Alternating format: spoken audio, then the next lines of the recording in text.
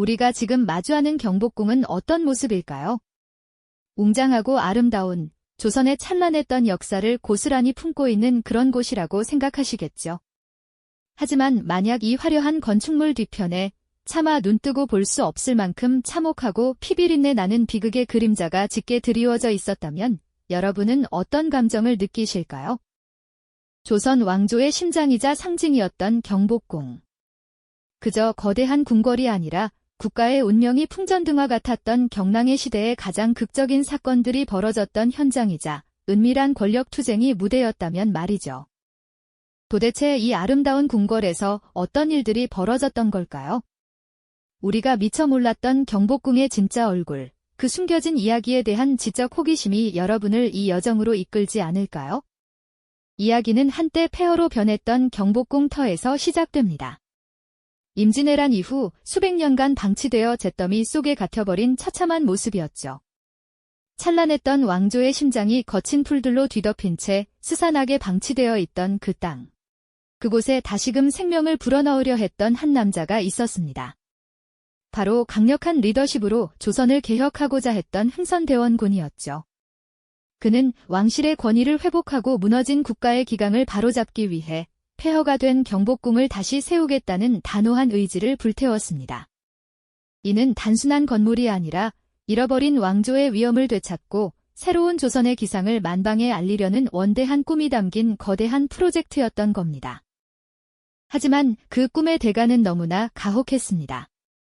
경복궁 재건은 엄청난 인력과 자원을 필요로 했고 이는 고스란히 백성들의 고통으로 이어졌죠.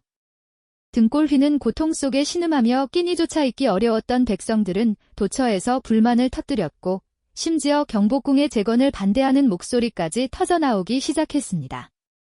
무리한 공사는 국가 재정을 바닥냈고 이는 또 다른 사회적 혼란을 야기했습니다. 웅장하게 다시 세워지는 경복궁의 모습 뒤편에는 백성들의 피와 땀, 그리고 깊어진 원망이 함께 스며들어 있었던 겁니다. 게다가 조선을 둘러싼 대내외적인 상황은 이미 심상치 않았습니다. 멀리 바다 건너편에서는 검은 연기를 뿜어내는 이국의 함선들이 심상치 않은 그림자를 들이우기 시작했고 내부에서는 고질적인 삼정의 문란과 탐관오리의 횡포가 끊이지 않았습니다. 흥선대원군이 강력하게 추진했던 쇄국 정책도 서구 열강의 거센 물결을 막아내기엔 역부족이었죠. 재건된 경복궁은 겉으로는 웅장한 위용을 자랑했지만 그 속은 이미 불안과 혼란으로 가득 찬 위태로운 시작을 알리고 있었던 겁니다.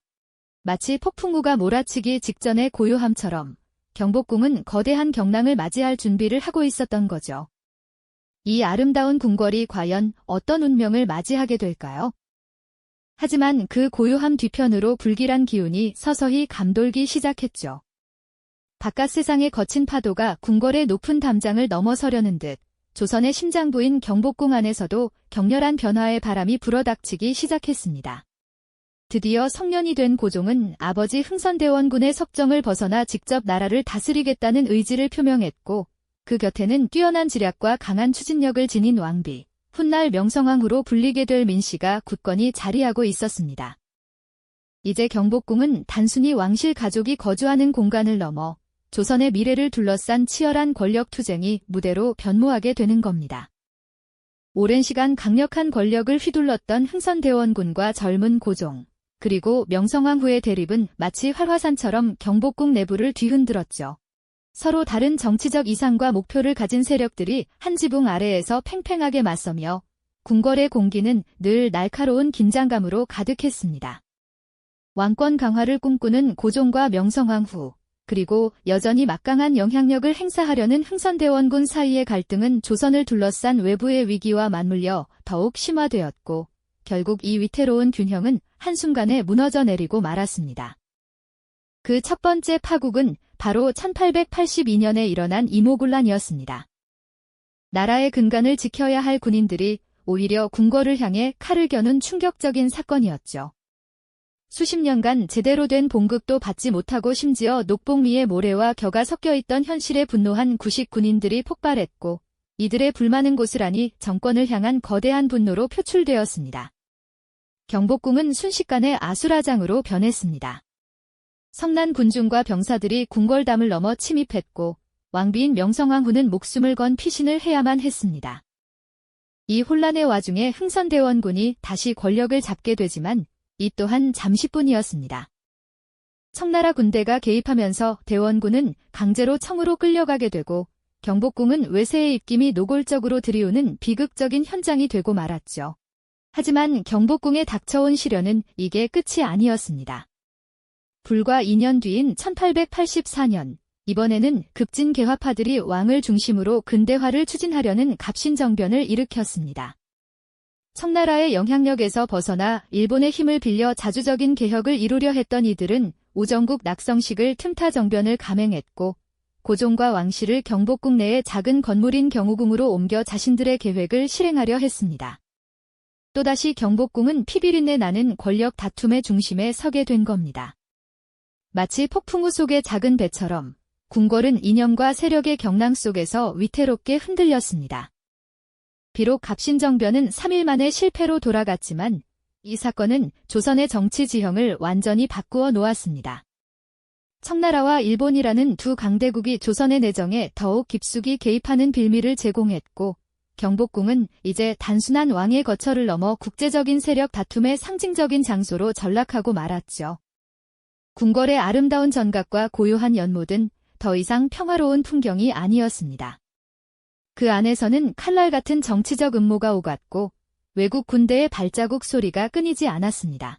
웅장하게 재건된 경복궁은 아이러니컬하게도 조선의 불안한 운명을 가장 극명하게 보여주는 거울이 되고 말았던 겁니다.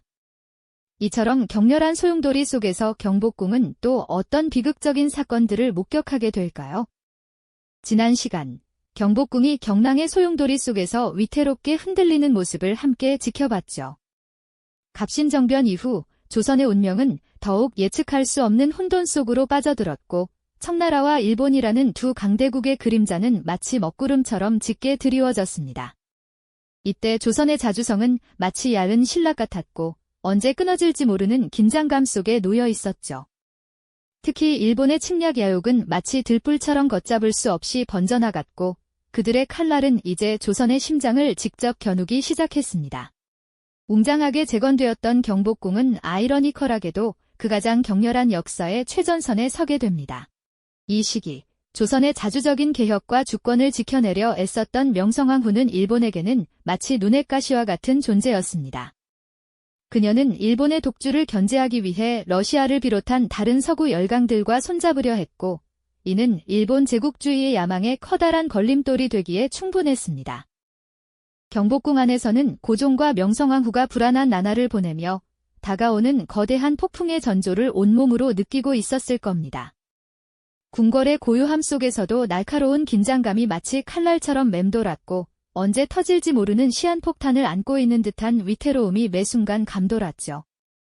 1895년 가을, 역사의 한 페이지를 피로 물들인 비극적인 사건이 마침내 터지고 맙니다. 바로 우리에게 들미사변으로 기억되는 참혹한 사건입니다. 일본은 자신들의 조선 침탈 계획에 결정적인 방해가 된다고 여겼던 명성황후를 제거하기 위해 잔혹하고 비열한 음모를 꾸몄고 그 무대로 조선 왕실의 심장부인 경복궁을 선택했습니다. 마치 폭풍이 휘몰아치듯 일본 공사미우라 고로가 지휘하는 일본군과 일본인 낭인들이 새벽 어둠을 틈타 경복궁으로 무단 침입했습니다. 국왕이 머무는 궁궐의 외세가 무력으로 침입한다는 것은 상상조차 할 수 없는 전대미문의 만행이었죠. 그들은 거침없이 궁궐 안으로 들이닥쳐 온 궁궐을 순식간에 아수라장으로 만들었습니다. 궁궐은 삽시간에 아비규환의 현장으로 변했습니다. 고요했던 새벽은 비명과 칼날이 부딪히는 끔찍한 소리로 가득 찼고 왕실의 신성한 존엄이 무참히 짓밟히는 처참한 순간이었습니다. 일본 낭인들은 명성황후가 계시던 곤영합으로 무자비하게 향했고 그곳에서 차마 입에 담을 수 없는 극악무도한 만행을 저지르고 말았습니다. 국모가 자국의 궁궐, 그것도 가장 안전하고 성스러운 왕의 처소에서 외세에 의해 무참히 살해당하는 충격적인 사건은 조선 역사상 전례 없는 그리고 결코 잊을 수 없는 비극이었습니다. 곤영합에는 순식간에 시뻘건 불길이 치솟아 올랐고 피 묻은 궁궐 바닥은 그날의 처참했던 비극을 묵묵히 증언하며 역사의 깊은 상흔으로 남았습니다.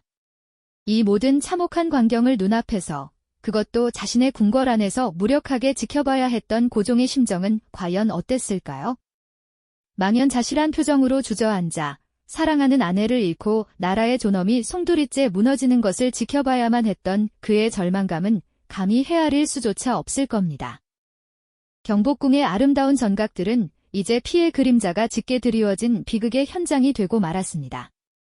왕실의 보금자리이자 국가의 상징이었던 경복궁은 국모가 무참히 살해당한 피비린내 나는 장소로 그 신성한 상징성이 완전히 훼손되어 버렸죠. 궁궐은 더 이상 안전한 공간이 아니었습니다. 을미사변은 단순한 한 개인의 죽음을 넘어섰습니다.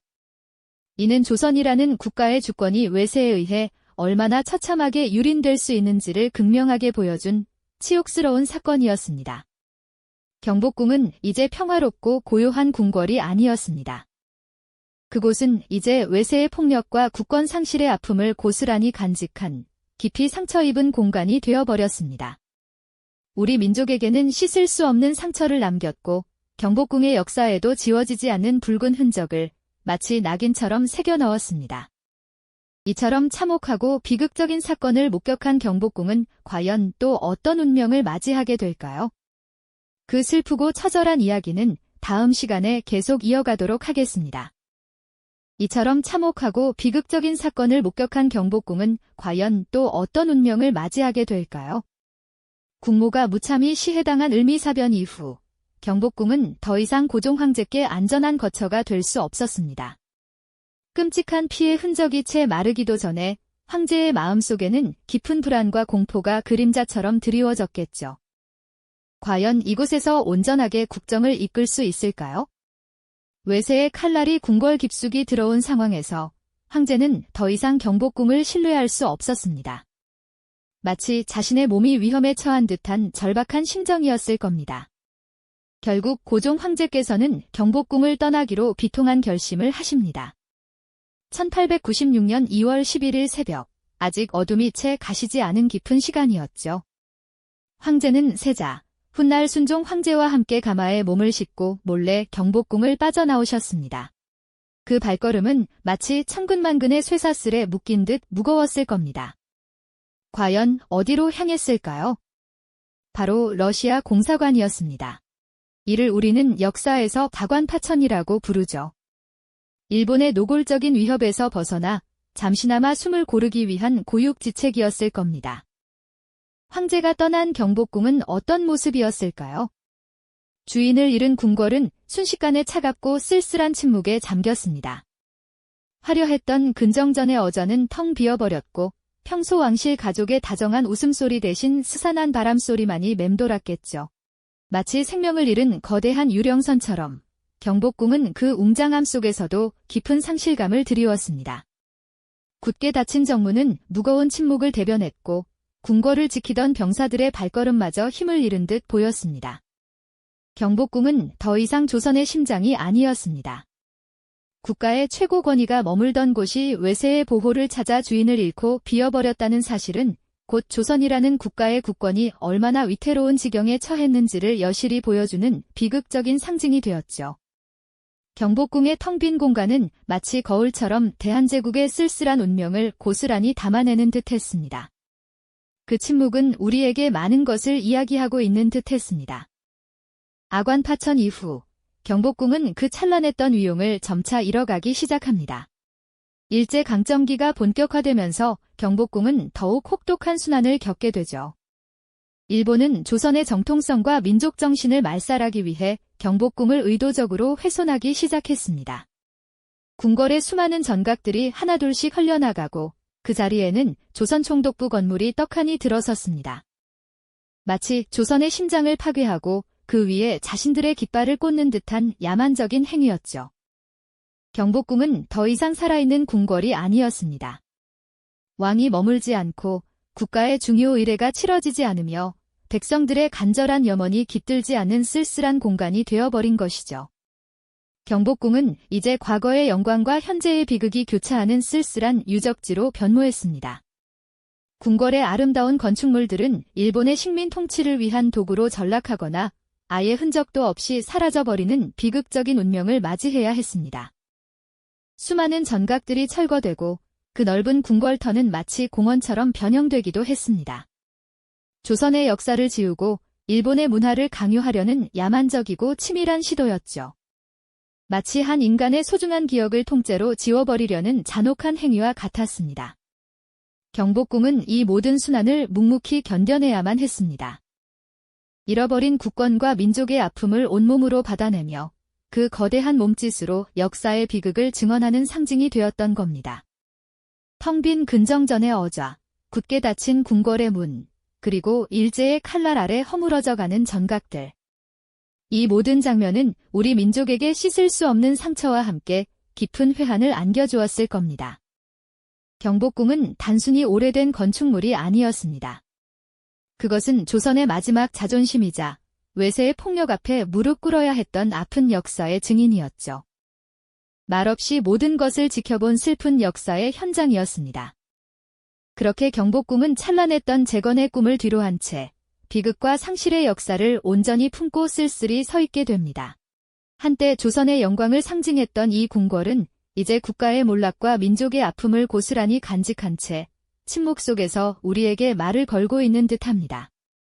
우리가 오늘날 경복궁의 아름다운 모습을 바라볼 때 그 뒤에 숨겨진 이런 비극적인 이야기들을 기억하고 성찰해야 하는 이유가 바로 여기에 있는 것이죠. 그렇게 비극과 상실의 역사를 온전히 품고 쓸쓸히 서 있던 경복궁은 이제 또 다른 아픔을 맞이해야 했습니다. 국모가 시해당하는 참혹한 사건을 겪은 고종께서는 더 이상 이곳에 머무를 수 없으셨습니다. 자신의 안위는 물론 조선이라는 나라의 명운까지 위협받는 절박한 상황이었으니까요. 1896년 2월, 고종은 밤의 어둠을 틈타 경복궁을 떠나 러시아 공사관으로 피신하는 길을 택하셨습니다.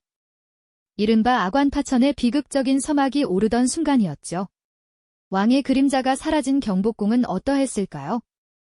한때 조선의 심장이자 왕실의 보금자리였던 이곳은 이제 주인을 잃고 텅 비어버린 껍데기만 남게 되었습니다.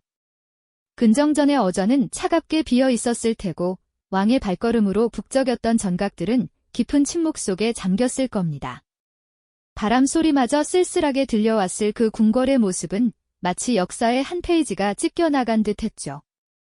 왕이 궁을 떠난다는 것은 단순히 거처를 옮기는 것을 넘어 국가의 자존심과 권위가 땅에 떨어진 참담한 현실을 상징하는 것이었습니다. 경복궁은 이제 더 이상 살아있는 궁궐이 아니었습니다. 그것은 잃어버린 국권과 외세의 폭력, 그리고 민족의 아픔을 고스란히 간직한 채 그저 황량하게 서 있는 상처 입은 공간이 되고 말았던 겁니다. 을미사변의 피로 얼룩지고 왕의 부재로 인해 생명력을 잃은 경복궁은 조선의 몰락을 가장 적나라하게 보여주는 비극적인 증거가 되어버렸죠. 가장 안전해야 할 곳이 가장 잔혹한 비극의 현장이 되었으니 그 아이러니는 우리에게 깊은 회한을 안겨주기에 충분했습니다. 이후 일제의 침탈이 본격화되면서 경복궁은 더욱 가혹한 순환을 겪게 됩니다. 그들은 조선 왕조의 상징이자 민족의 정신이 깃든 이 궁궐을 철저히 훼손하려 들었습니다. 수많은 전각들이 헐려나가고 그 터는 총독부 건물이나 박람회장 따위로 변질되었죠. 궁궐의 아름다운 모습은 점차 사라지고 그 자리를 메운 것은 일제의 식민 통치 야욕과 민족 말살 정책의 그림자였습니다. 경복궁은 이처럼 국가의 몰락과 민족의 아픔을 온몸으로 받아내며 침묵 속에서 우리에게 그날의 비극을 끊임없이 증언하고 있었던 겁니다. 오늘날 우리가 경복궁의 웅장하고 아름다운 모습을 바라볼 때 그 뒤에 숨겨진 이런 비극적인 이야기들을 기억하고 성찰해야 하는 이유가 바로 여기에 있습니다. 경복궁은 단순히 오래된 건축물이 아닙니다. 그것은 격동의 근현대사를 온몸으로 겪어내며 국가의 흥망성쇠를 증언하는 살아있는 역사이자 우리 민족의 아픔과 희망이 뒤섞인 공간이죠. 잊어서는 안 될 과거의 기억들을 묵묵히 품고 있는 경복궁 앞에서 우리는 무엇을 느끼고 또 무엇을 다짐해야 할까요? 경복궁이 지켜본 또 다른 인물들의 숨겨진 이야기, 그리고 오랜 세월 끝에 다시 빛을 찾기까지의 과정은 다음 시간에 더욱 자세히 살펴보겠습니다. 이 영상이 도움이 되셨다면 좋아요와 구독 부탁드립니다. 여러분의 응원이 제게 큰 힘이 됩니다. 다음 영상에서도 더 유용한 정보를 공유하겠습니다. 감사합니다.